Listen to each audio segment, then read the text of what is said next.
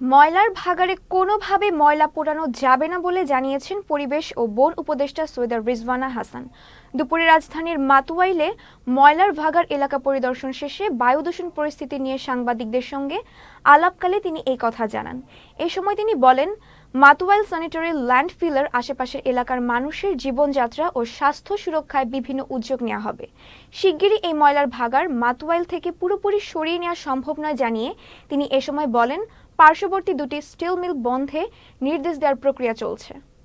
আজকে আমাদের সাথে আমাদের উত্তরের প্রশাসক মহোদয় আছেন, আর দক্ষিণে যিনি বর্জ্য ব্যবস্থাপনার দায়িত্বে আছেন উনিও আছেন।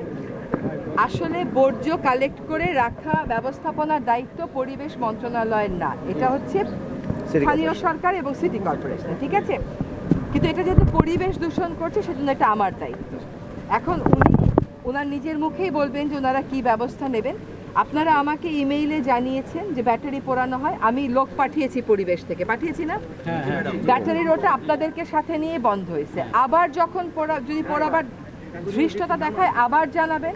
আপনাদের তো ওর নাম্বার আছেই, যে ম্যাজিস্ট্রেট এসেছিল তাকে ফোন করবেন, আবার এসে বন্ধ করা হবে। এবং যারা করে সেই সমস্ত কারখানার আমরা দরকার হলে মালিকদেরকে ধরব।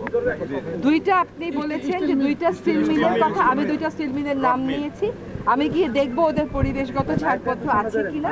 যদি ওরা ছাড়পত্র মেনে চলে তো চলবে, যদি ছাড়পত্রের একটা নিয়মও ওরা ব্যত্যয় ঘটায় আমরা সেটা আইনি ব্যবস্থা নেব।